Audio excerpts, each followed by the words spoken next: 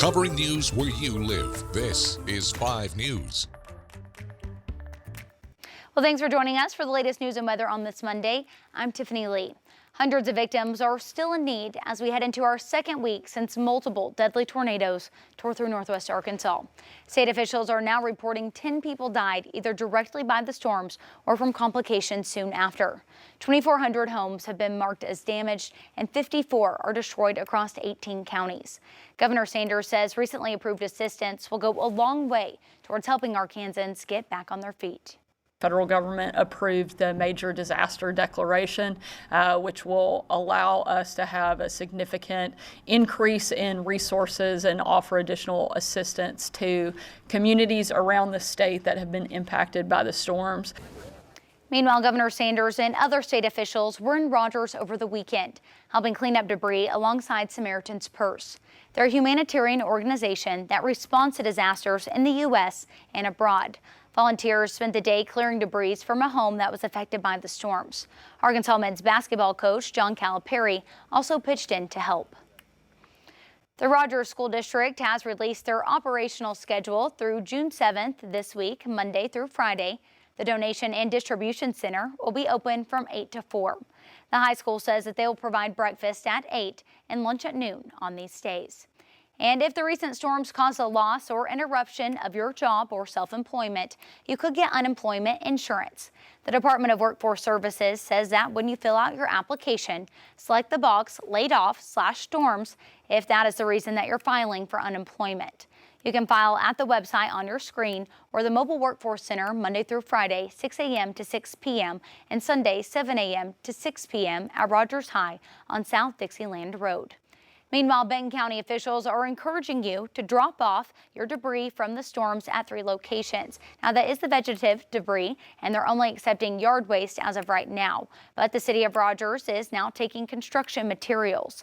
This could be anything from bricks to siding to drywall. Both the county and Rogers are planning to also do pickup programs within the coming week. You can find a list of drop-off locations and hours on our website, 5newsonline.com.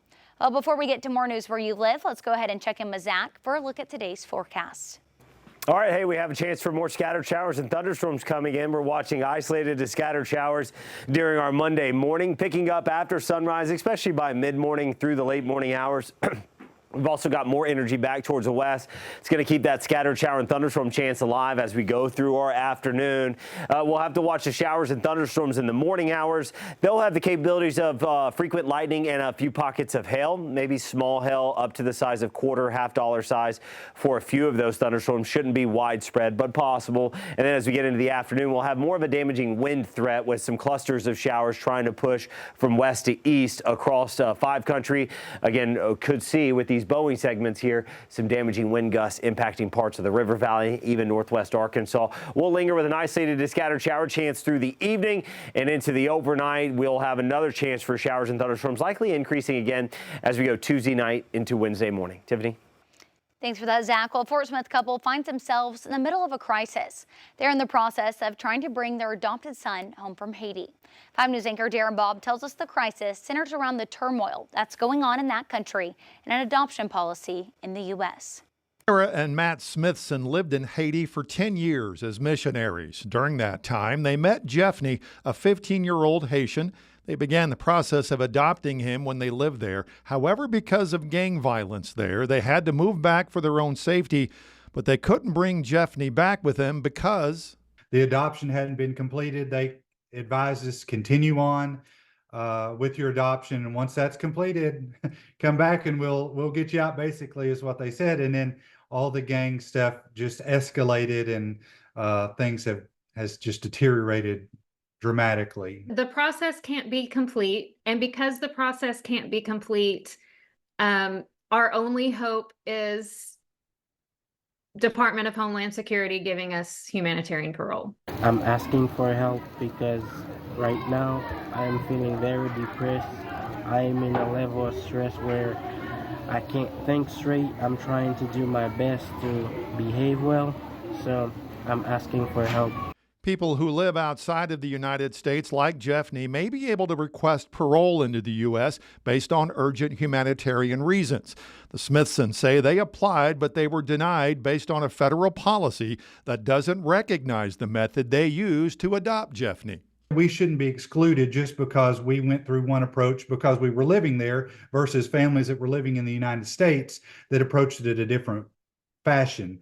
So it's fairly simple in my mind, and I would think that the U.S. government could see that. However, it's not played out that way right now. In order to get that parole, the Smithsons say they have to have the cooperation of Homeland Security and the State Department, and that's simply not happening.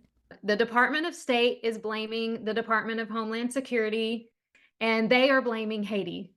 And it's this round and round circle of nonsense. So a few weeks ago, they paroled 14 kids with completed adoptions into the U.S., but they refused our child because we adopted while we were living in Haiti. We didn't adopt through an adoption agency.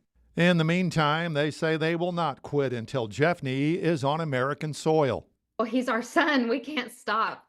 I just wish that our government would prioritize minor children who need to be reunified with their families. In Fort Smith, covering news where you live, I'm Darren Bobb, 5 News. The Smithsons say that they are one of the 25 families in 22 states that are going through this process. They've hired an attorney in hopes of getting the State Department and Homeland Security to grant humanitarian parole. Those are some of your top headlines on this Monday. You can catch up with us again tomorrow for more. Have a great day.